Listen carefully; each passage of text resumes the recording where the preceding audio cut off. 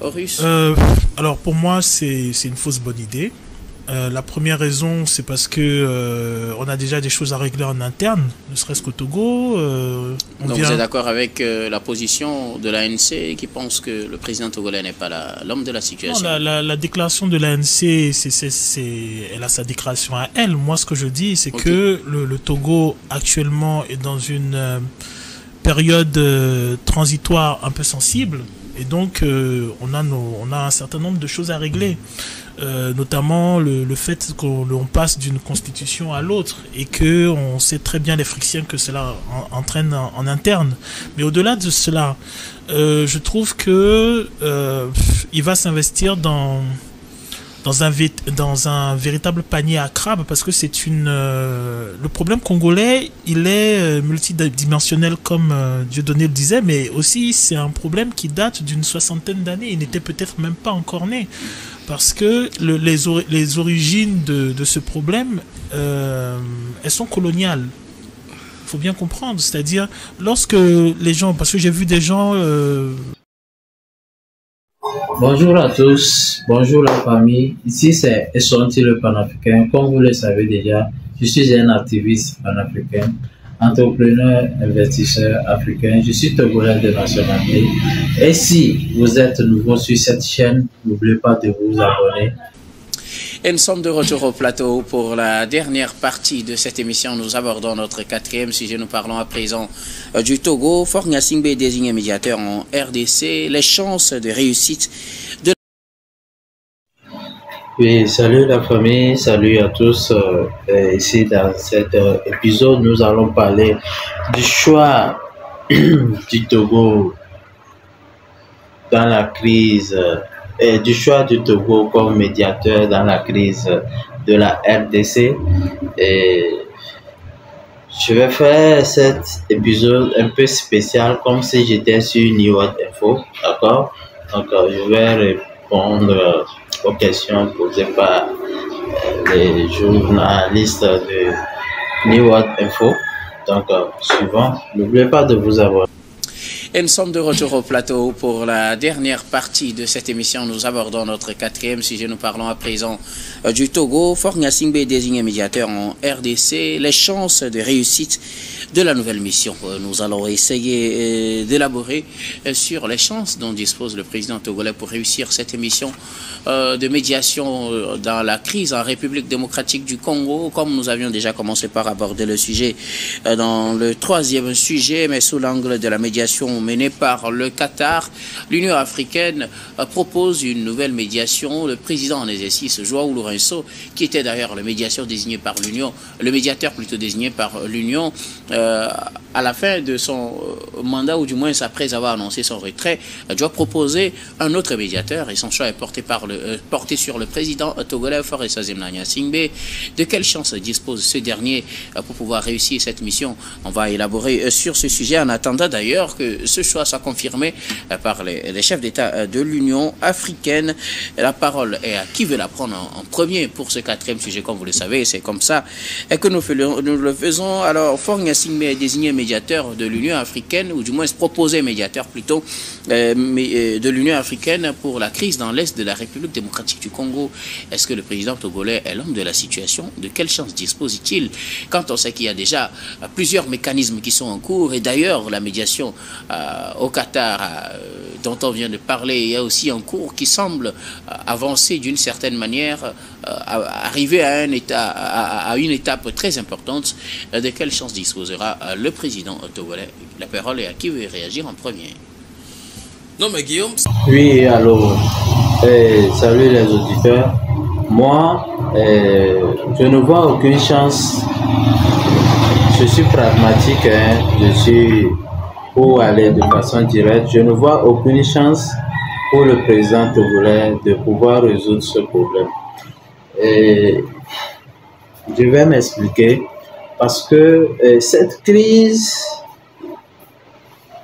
de la RDC, c'est vrai que le président togolais a fait ses preuves dans certaines crises. Et bon, le choix porté sur lui est normal. Oui, puisqu'il a fait ses preuves dans certaines crises telles que en 2016, il a intervenu dans la crise dans cette crise au Bénin, quoi, de Patrice Talon et M. Boni Yayi. Notre mémoire sont encore fraîches pour les 9 mercenaires ivoiriens arrêtés au Mali. Il a encore intervenu là-bas et il faisait partie de ceux qui s'opposaient à l'attaque de l'AES, tout ça là. Donc, son choix, ça ne m'étonne pas, c'est vrai, il a le profil, mais cette crise, pour moi, il n'a aucune chance de pouvoir résoudre cette crise.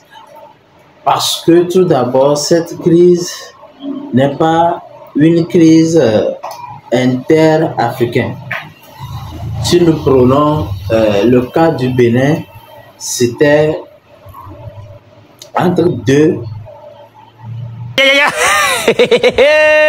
Maman, tu pars où sans liker la vidéo? Like ça, tu partages, c'est comment? Deux acteurs. Donc c'était un peu facile. Et si nous prenons la crise, les 49 militaires ou mercenaires, c'est une crise inter-africaine, c'est-à-dire c'est entre le Mali et la Côte d'Ivoire. Donc là-bas, c'est une crise inter-africaine et qui est un peu souple, quoi, pour moi. Maintenant, la crise dont on nous parle, la RDC et le Rwanda. Et écoutez ceci d'abord. Ils ont coupé le Soudan en deux. Ils en ont fait le Soudan du Sud et le Soudan du Nord. Quand ça a commencé, ils ont dit quoi? Non, que les Soudanais noirs étaient maltraités par les Soudanais blancs. Voilà ce qu'ils ont fait. Regardez. Voilà le cadre de la RDC. Vous voyez le petit côté là qui est comme une puce accrochée là? C'est ça le Rwanda. Est-ce que vous comprenez cela? C'est comme une puce qui est accrochée sur un éléphant. Mais ce petit pays-là a vaincu ce gros pays-là dans une guerre de moins d'un mois. Et vous pensez que c'est ces gens-là qui font ça? Vous pensez que c'est vraiment eux? C'est qu'ils ont voulu faire en Afrique de l'Ouest que ça n'a pas réussi. Parce qu'ils ont trouvé des garçons au Mali, au Burkina, au Niger, en Centrafrique. Et maintenant le Tchad. Ils ont trouvé une résistance ici. Ils se sont dit, bon d'accord, quand vous mangez une viande, que vous tombez sur un os, on fait quoi? On met l'os de côté. On avance vers la chair et on reviendra vers l'os. C'est pourquoi ils se sont orientés vers l'Afrique centrale. C'est le même projet. Le projet de balkanisation de l'Afrique centrale est le même projet pour l'Afrique de l'Ouest. Ils avaient prévu de diviser le Mali en deux pour en faire la Zawad. Vous êtes au courant de ça? Ils avaient prévu de diviser la Côte d'Ivoire en deux. Vous savez ça? Ça ne leur fera rien de couper même le Togo en deux. Togo qui est un petit pays de 56 000 km². Ça ne leur fera rien tant que cela leur donne des avantages. Ils vont couper encore. Il faut qu'on comprenne ça. Que ce n'est pas une affaire de tel ou tel pays. C'est une affaire d'un peuple. Et ce peuple-là, notre vêtement de combat, c'est la couleur de notre peau. Notre treillis de combat. Maman, tu pars où sans liker la vidéo? Like ça, tu partages, c'est comment? D'une Afrique sans les Africains. Car une Afrique sans les Africains, ça fera un bon paradis terrestre pour l'homme blanc. Cette déclaration n'est pas anodine. Cette déclaration était réfléchie. Cette déclaration était un plan. Et ce plan est en exécution jusqu'à présent. Jeunesse africaine, si vous voulez un avenir, vous devez comprendre la géopolitique aujourd'hui. Et vous devez vous tenir du bon côté. Et jamais vous ne devez trahir les prophéties de votre génération. Si vous le faites, vous avez détruit vous-même votre futur et vous supprimez votre existence. Ça, c'est des choses qu'on doit dire. Oui, j'espère que nous avions tous suivi l'analyse de ce pasteur-là. Le Rwanda est un tout petit pays qui fait face à ce gros pays-là. Donc, ça veut dire qu'il y a un problème. Il y a quelque chose qui cloche là-bas. Il y a quelque chose derrière ce qui se passe là. Je ne sais pas si on se comprend. Parce que, même d'abord, la dernière fois, je posais la question à un ami. Pourquoi l'Ukraine refuse l'offre de Donald Trump de cesser le feu? La personne me répond, et si Zelensky profite de cette crise-là? Et si Zelensky profite de cette crise, va-t-il accepter facilement comme ça de perdre tout ce qu'il profite? Vous voyez. Donc, je me demande aujourd'hui, pourquoi M. Tshisekedi, tel qu'on vient de le dire, avec son gros, grand, big pays là, laisse ce petit pays la bête? Pourquoi lui ne peut pas faire comme l'AES? Pourquoi lui ne peut pas faire comme ce monsieur? En Centrafrique, quand les trucs là menaçaient le Centrafrique, ils ont fait appel à la Russie. Quand ils sont arrivés au Mali, le Mali a fait appel à la Russie. Le Burkina, le Niger, voilà, le Niger a fait appel à la Russie. Le Burkina a fait appel à la Russie. Regardez, c'est là. Tshisekedi attend quoi pour faire appel à la Russie? Donc, je me pose la question. Est-ce qu'il ne profite pas de cette crise? Et s'il profite de cette crise, va-t-il chercher à résoudre le problème? Aujourd'hui, nous, on se plaint, mais finalement, on dirait que le monsieur gagne quelque chose. Parce que je ne comprends pas comment se fait-il que un monsieur, c'est-à-dire un père de famille qui est là à la maison chez lui, et quelqu'un vient et la personne se met à tabasser ses enfants, à tuer ses enfants, et le monsieur là, il ne dit rien. S'il ne profite pas de ce qui se passe, va-t-il se taire? Sinon, ça fait cogiter, ça fait réfléchir, mais je pense que nous, on s'indigne pour rien. Le monsieur Tshisekedi en sait quelque chose. Parce que son silence, sa non-réaction m'interpelle beaucoup. Oui, je réfléchis et je n'arrive pas à s'en sortir, je n'arrive pas à trouver d'issue. Et je me dis, frère, il se pourrait qu'il bénéficie de la crise. Aujourd'hui, par exemple, est-ce que le Rwanda va accepter facilement cesser le feu comme ça? D'abord, d'abord, si le Rwanda va accepter venir à la table de négociation, ça veut dire qu'il accepte qu'il est coupable. Depuis, on crie le Rwanda, le Rwanda, le Rwanda. Le monsieur ne parle pas, hein. Il ne dit non, il ne dit oui. Mais on dit aussi qu'il ne dit rien, consent. Ça veut dire que il est coupable. Maintenant, s'il est coupable, il n'a pas de preuve palpable comme ça. Maintenant, s'il accepte la négociation, ça veut dire indirectement, il est coupable. Va-t-il accepter? Point d'interrogation. Mais s'il faut accepter, bon, on va revenir après. Écoutons ceci d'abord. Le Rwanda, le petit pays, qui n'a pas... Écoutons ceci. Bon, j'ai perdu ce que je voulais vous montrer. Mais je disais avant que ce problème n'est pas seulement un problème interafricain qui sera facile au président de pouvoir résoudre facilement. Pourquoi ce n'est pas un problème interafricain? C'est vrai que ça se passe entre le Rwanda et la RDC. Mais comme je viens de le démontrer, le Rwanda, tout petit pays qui fait face à Tshisekedi, donc ça veut dire qu'il a des gros bras derrière lui. voilà le pourquoi ce problème n'est pas purement un problème inter-africain et qui sera du tout facile au président togolais de... Vous parlez de séquelles, je ne sais pas si une crise bien résolue devrait avoir des séquelles comme vous les imaginez, mais peut-être si on a encore du temps. Je reviendrai à vous, je ne sais pas qui veut aller à la suite de Dieudonné Sewonou, de quelle chance dispose le président togolais russe. Alors pour moi c'est une fausse bonne idée.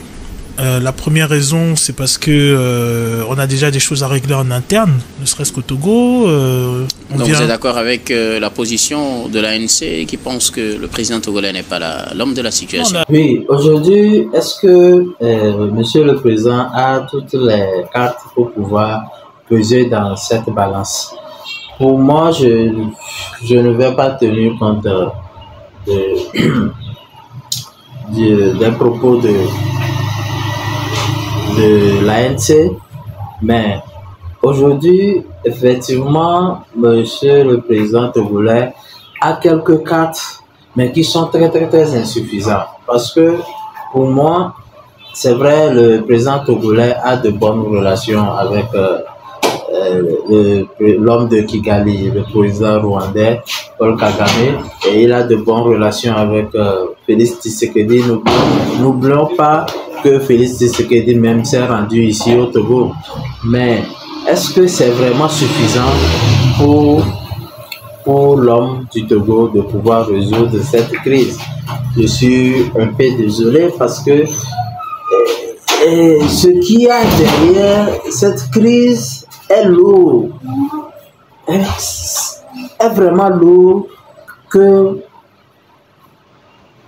c'est vraiment lourd pour que ça puisse le cessez-le-feu puisse prendre effet comme ça, quoi. Parce que les intérêts derrière, ça pèse tellement que il sera un peu difficile pour le président togolais de pouvoir s'en sortir. Je suis désolé de le dire, ce n'est pas mon souhait que la crise Congo-Rwanda ne prenne pas fin, pour que ça puisse continuer, ce n'est pas mon souhait, mais si nous allons être réalistes, nous allons être dans la logique, c'est de ça moi je parle, vous comprenez un peu. Donc parfois quand je parle, il y a dans l'un de mes vidéos, dans les commentaires, quelqu'un est venu me taxer de pro-unir, que je travaille pour unir. Ce n'est pas ça. Quand moi je vois la réalité et je parle. Donc plus complexe qu'on ne l'aurait imaginé. Dont je parlais tantôt. Ok, d'accord. Samir Ourosama, est-ce que le président togolais serait l'homme de la situation pour résoudre cette crise dans l'est de la République démocratique du Congo? Ben écoutez Guillaume, je pense que c'est d'abord une proposition, hein, ce n'est pas encore entériné, oui, c'est pas une décision de la conférence des chefs d'État de gouvernement de l'Union africaine, donc c'est une proposition du président angolais, parce que ok, ici nous comprenons que pour le moment, le choix n'est pas encore porté sur lui, c'est juste une proposition qu'il doit accepter d'abord avant de voir. Oui, maintenant, s'il accepte, quelle serait sa mission? C'est d'accepter de faire asseoir les deux parties sur la table de négociation. Ok, si tel est le cas, oui. Si tel est le cas, oui, le président togolais a cette potentialité de pouvoir faire asseoir les deux parties sur la table de discussion. Oui, ça, je disais que si c'est pour faire asseoir les deux parties, je pense que le président notre président a cette potentialité de faire ce job. Maintenant, s'il a vraiment ce profil de résoudre les crises de gauche à droite, nous-mêmes à l'interne, on a besoin de lui. On a besoin qu'il fasse ses preuves pour nous également à l'interne. Ça ne va pas au pays. Mais si il est vraiment l'homme de la situation qui résout les crises chez les autres, pourquoi pas nous, chez nous? Pourquoi pas chez nous? On a besoin de lui également. n'a qu'à faire ses preuves à la maison. Ou bien, on doit balayer la maison avant de balayer dehors. Président, on a besoin de toi. Sinon, à l'interne, on a vraiment besoin de toi. Le deuxième élément, c'est que quand vous prenez le personnage Fogna Singbe, le Togo est considéré comme un pays historique en termes de médiation. De l'héritage qu'il a reçu donc du président Fogna Singbe Yadema véritablement, qui était sollicité dans un certain nombre de crises, sauf que c'est des crises ponctuelles. Soit il y a des rébellions qui ont attaqué un pays, soit c'est des conflits communautaires. Ce ne sont pas des conflits très profonds, des conflits historiques, des conflits exogènes, des conflits qui ont des facteurs même à l'extérieur. C'est pour ça que je dis qu'en réalité, est-ce qu'on connaît le cahier de charge qui sera confié au président de la République? Parce que si son cahier de charge est de régler le problème congolais, dans sa totalité, il ne pourra pas, la chance est de 0,00, etc. Il ne pourra pas régler le problème. Maintenant, il peut... Ensemble. Merci beaucoup à vous tous pour vos contributions. Nous allons faire notre habituel dernier tour de table pour vos mots de fin sur le sujet de votre choix. Très rapidement, je reste avec vous, Horus. Donc, la famille, pour conclure, nous comprenons pour le moment que c'est un choix, c'est juste une proposition qui se fait sur notre président. Donc, la carte pour lui de résoudre cette crise, je pense que c'est très infime. Mais s'il faut faire asseoir les deux parties, je l'ai dit, il a ce pouvoir-là de pouvoir le faire. Maintenant, là où il serait un peu difficile, je le disais avant, que le Rwanda, s'il accepte de venir à la table de négociation, ça veut dire que il se déclare coupable, alors que tout ce qui se fait pour le moment, il se dit bon, vraiment il n'a pas encore affirmé publiquement qu'il est derrière tout ce qui se passe là, mais nous-mêmes on sait qu'il fait partie de tout ce qui se passe là, d'accord. Maintenant, la deuxième chose, si vraiment il va y avoir le cessez-le-feu, ça veut dire que ce que gagne le Rwandais dans cette crise, à la fin du mois, le Congo va le verser. Est-ce que le Congo sera prêt à lui verser ce que le Rwandais va demander, va recommander à chaque fin du mois? Sinon, il n'y aura pas le cessez-le-feu. Si oui, il peut y avoir le cessez-le-feu. Mais à quelles conditions? Ceux qui sont derrière le Rwandais vont-ils accepter? Puisque si le petit pays arrive à vaincre ce grand pays, ça veut dire qu'il y a des gros bras, des grandes puissances derrière lui, qui ne dit pas leur nom. Les vrais détenteurs de cette crise sont là. Voilà le pourquoi je disais avant que cette guerre n'est pas purement, cette crise n'est pas purement une crise interafricaine qui peut être résolue comme celle qu'on a déjà connue. Merci beaucoup. Et voilà à peu près ma réaction sur le choix porté sur le président togolais pour la crise. Pour faciliter les négociations entre ces deux pays dans la partie centrale de l'Afrique. Donc, merci de regarder la vidéo jusqu'ici. Si vous êtes nouveau sur la chaîne, n'oubliez pas de nous encourager en s'abonnant, en partageant, en commentant. Dites-nous dans les commentaires comment vous avez vu la vidéo. Si j'étais sur le plateau, est-ce que la réponse que je donne tout à l'heure, est-ce que c'est vous appréciez? Est-ce que il serait mieux de dire oui, le président togolais a toutes les cartes de pouvoir réussir cette crise? Selon vous, est-ce que le président togolais est l'homme de la situation pour résoudre la crise RDC Rwanda. Résoudre et non mener. Bon, d'abord, c'est deux questions. Est-ce que le président togolais, selon vous, est-ce que le président togolais a toutes les cartes pour pouvoir amener les deux pays à la table de négociation et ensuite résoudre, faire cesser le feu à Goma pour toute la population de Goma?